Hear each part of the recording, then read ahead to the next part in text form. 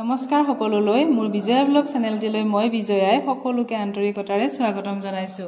আশা কৰো আপোনালোক সকলো ভালে আছে আৰু সদায় ভালে থাকক। ভিডিওটো আৰম্ভ কৰিছো। এয়া যাবই ওলাইছো বাৰু এঠাইলৈ। আগৰ ভিডিওসমূহ চাইছে যদি আপোনালোকে গমেই পাইছে মই মোৰ শাহুমাক থৈ আহিলেগৈ আৰু সেইদিনাখনে মই বা আৰু ভাগিনক যাই লৈ আহিলোগৈ। এয়া আমি বা ভাগিন আমাৰ তিনিজন ল'ৰাটো হাজবেণ্ড আৰু মই আমি ওলাই মেলি গৈছো ৰাতি প্ৰায় 9 মান বজাত।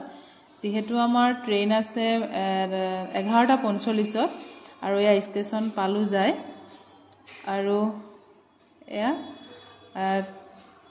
ট্ৰেইনৰ এতিয়া ওচৰত যাম আৰু এয়া পাইছোহি। ট্ৰেইনখন ৰখি আছে কিন্তু টাইম হোৱা নাই কাৰণে দৰজাখন খুলি দিয়া নাই আৰু এয়া আহি পালোহি আমি ষ্টেচন কামাখ্যা ষ্টেচন আৰু আমি যাব ওলাইছো জগন্নাথ পুৰী মন্দিৰলৈ।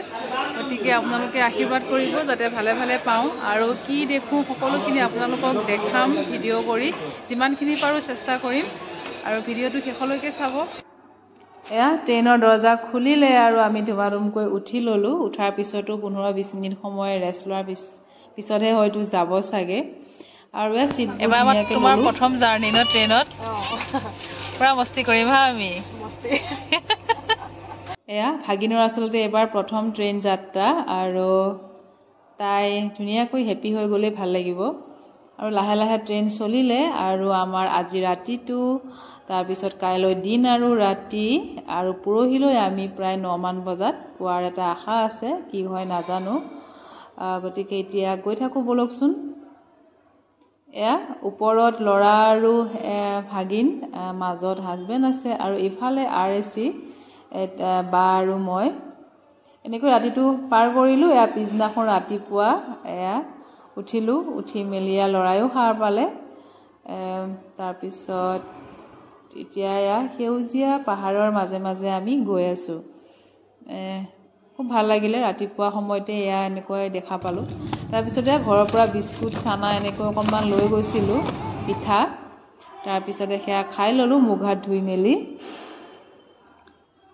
আৰু এয়া লাল চাহ অকণমান খাবৰ কাৰণে ৰখি আছিলোঁ। বেপাৰীটো অহা নাই, আহিলে অকণমান চাহ কিনি খাম। আৰু বতৰটো ইমান ভাল লগা নাছিলে বাৰু, বৰষুণৰ নিচিনা হৈ আছিলে গুমা গুমা, কিন্তু বৰষুণ পৰা নাই আৰু এয়া খুব ধুনীয়া লাগিলে দৃশ্যটো দেখা পায়। নদীখন শুকালেই মাজদি আকৌ বালিচৰৰ নিচিনা পৰিছে, দুইটা কাষত পানী। খুব ভাল লাগিলে দৃশ্যটো আৰু অকণমান এনেকৈ ভিডিঅ' কৰি ৰাখি থলোঁ। তাৰপিছতে এয়া ঘৰৰ পৰা লৈ আহিছিলোঁ কোমল চাউল। আপোনালোকে ভাল পায়নে? দেহা মানুহ আমি এতিয়া কি খাম?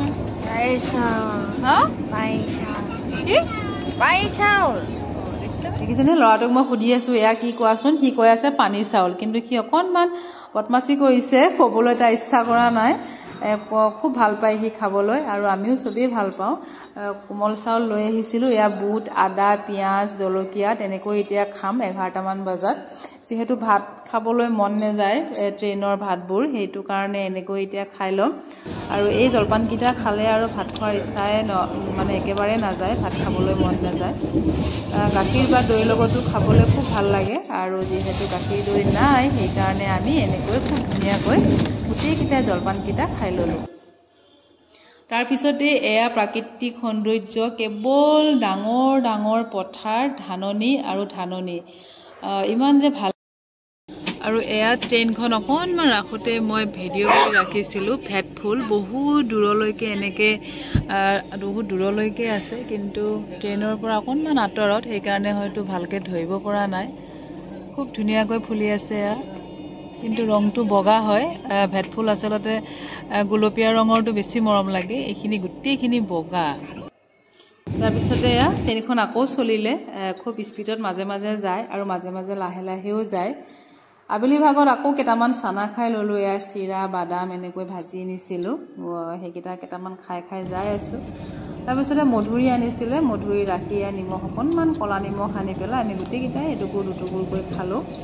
আচলতে কিবা অকণমান খাই যাব লাগে, নহ'লে গেছৰ প্ৰব্লেম হয় যদি পেটটো খালী থাকে।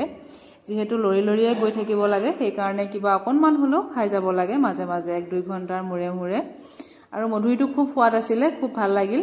আৰু এয়া আবেলিৰ ভাগত অকণমান নামি দিলোঁ। ট্ৰেইনখন বহুত সময় ৰাখিছিলে কোনোবা এটা ষ্টেচনত, আৰু অকণমান নামি দিওঁতে বহুত ভাল লাগিছে, মাথাটো অকণমান বিষাই আছিলে।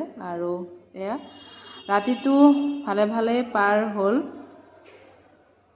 তাৰপিছতে আজি ৰাতিপুৱাৰ হয় এই ভিডিঅ'খিনি। ৰাতিটো অকণমান গাটো বেয়া কাৰণে মই ভিডিঅ' নকৰিলোৱে, সন্ধিয়া ভাগতেই শুই গ'লোঁ। আৰু এয়া আহি আজি পুৰী পালোহি ৩ নম্বৰ দিন। আৰু ট্ৰেইনখন শ্ল' কৰিছে, হয়তো ষ্টেচন কাষত আছে সেইকাৰণে লাহে লাহে আহিছে। আৰু ফাইনেলি এয়া আহি পালোহি পুৰী ষ্টেচন। আৰু ৰাখিব এতিয়া ট্ৰেইনখন। একো বিপদ আপদ নোহোৱাকৈ খুব ধুনীয়াকৈ আহি পালোহি। প্ৰভু জগন্নাথে আমাক আনিলে। এতিয়া আগৰখিনি তেওঁৰ কৃপা। আৰু এয়া নামিলোঁ ষ্টেচনৰ পৰা। বহু হাজাৰ হাজাৰ মানুহ ট্ৰেইনখনৰ পৰা নামিছে। আৰু এয়া আমাক দাদা এজনে ল'ব আহিছে এখেতে, আৰু আমি তেখেতৰ লগতে যাম তেখেতৰ হোটেললৈ। আৰু এয়া গাড়ী ঠিক কৰিলে, গাড়ীত আমাক এতিয়া লৈ যাব। এয়া উঠিলোঁ আৰু এতিয়া হোটেললৈ যাম। তাৰপিছত আপোনালোকক দেখাই গৈ থাকিম, কি কি দেখা পাওঁ, কি কৰোঁ সকলোখিনি। এয়া ৰাস্তাৰ মাজেৰে গৈ আছোঁ আমি। আৰু তাত গাড়ীখন ৰাখি দিলে এটা গলিৰ ভিতৰত হয়, আৰু সেই গলিটো দি গাড়ী নাযায়, গতিকে খোজকাঢ়িয়ে যাব লাগিব। সৰু হয় ৰাস্তাটো হোটেললৈ। আৰু এয়া কাষত মন্দিৰ, উৰিষ্যাৰ পুৰীৰ মন্দিৰ, গতিকে দুইটা কাষতে ধুনীয়াকৈ চাই চাই যাই আছোঁ। আৰু অকণমান দূৰ আছে বুলি কৈছে। আৰু এয়া এই ৰাস্তাৰ কাষত গজা দেখা পালোঁ, গৰম গৰম গজা বনাই আছে। যিহেতু মন্দিৰলৈ যাম, গতিকে এতিয়া ৰাতিপুৱা একো নাখাওঁ। আৰু এয়া ফাইনেলি পালোহি আমি হোটেল।